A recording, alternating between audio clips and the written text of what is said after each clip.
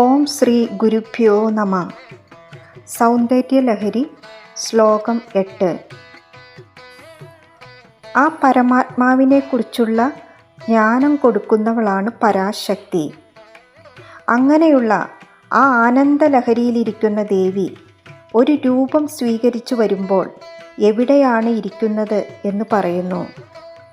ശ്ലോകം 8. ഓം ശ്രീ മഹാദേവ്യേ നമ. സുധാസിന്ധോർമധ്യേ സുരവിടപിവാടി പരിവൃതേ മണിദ്വീപേ നീപോ ഉപനവതി ചിന്താമണിഗ്രഹേ ശിവാകാരേ മഞ്ജേ പരമശിവപര്യങ്കനിലയാം ഭജന്തി ത്വാം ധന്യാ കതിചന ചിദാനന്ദലഹരീ. അല്ലയോ പ്രപഞ്ചനായികേ, അവിടുത്തെ സ്ഥാനം അമൃതക്കടൽ പാലാഴി. ആ പാലാഴിയുടെ നടുവിൽ കൽപ്പവൃക്ഷങ്ങളാൽ ചുറ്റപ്പെട്ട, കൽപ്പവൃക്ഷങ്ങൾ ദേവലോകത്തെ വൃക്ഷങ്ങൾ, അങ്ങനെയുള്ള വൃക്ഷങ്ങളാൽ ചുറ്റപ്പെട്ട ഒരു രത്നദ്വീപുണ്ട്. ആ ദ്വീപിൽ ചിന്താമണി രത്നം പതിപ്പിച്ച ഒരു ഗ്രഹമുണ്ട്. അതാണ് ദേവിയുടെ ചിന്താമണി ഗ്രഹം. ആ ചിന്താമണി ഗ്രഹത്തിന് ചുറ്റും കടമ്പു വൃക്ഷങ്ങൾ കൊണ്ടുള്ള ആരാമത്തോടു കൂടിയ ഈ ഗ്രഹത്തിലാണ് ദേവി സ്ഥിതി ചെയ്യുന്നത്.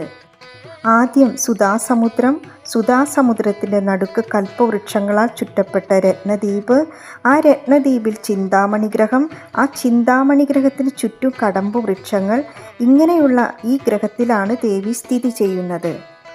ഇനി ദേവി എവിടെയാണ് ഇരിക്കുന്നത് എന്ന് പറയുന്നു. അവിടെ ആ ചിന്താമണി ഗ്രഹത്തിൽ ശിവാകാരേ മഞ്ജേ, നിരാകാരനായിരിക്കുന്ന പരമശിവനെയാണ് ദേവിയുടെ കട്ടിലായി പറഞ്ഞിരിക്കുന്നത്. ഈ നിരാകാരനായിരിക്കുന്ന പരമശിവൻ എന്നത് പരമാത്മാവിനെയാണ് സൂചിപ്പിക്കുന്നത്. ഇങ്ങനെയുള്ള ഈ പ്രപഞ്ചത്തിന് തന്നെ ആധാരമായിരിക്കുന്ന ആ പരമാത്മാവാണ് ദേവിയുടെ കട്ടിൽ. അങ്ങനെയുള്ള ആ പരാശക്തി സഗുണരൂപത്തിൽ, അതായത് ഒരു രൂപം എടുത്തു വരുമ്പോൾ ആ പരമശിവൻ ദേവിയുടെ ഭർത്താവിൻ്റെ സ്ഥാനത്താണ്. അങ്ങനെയുള്ള ആ ദേവി തൻ്റെ ഭർത്താവായ പരമശിവൻ്റെ മടിത്തട്ടിലാണ് ഇരിക്കുന്നത്. ഇങ്ങനെ സഗുണരൂപത്തിലാണെങ്കിലും ദേവി ചിദാനന്ദലഹരിയിലാണ്. ചിത്ത് എന്നാൽ പരമമായ ബോധം. ആ ബോധസ്വരൂപം പരമാത്മാവാണ്.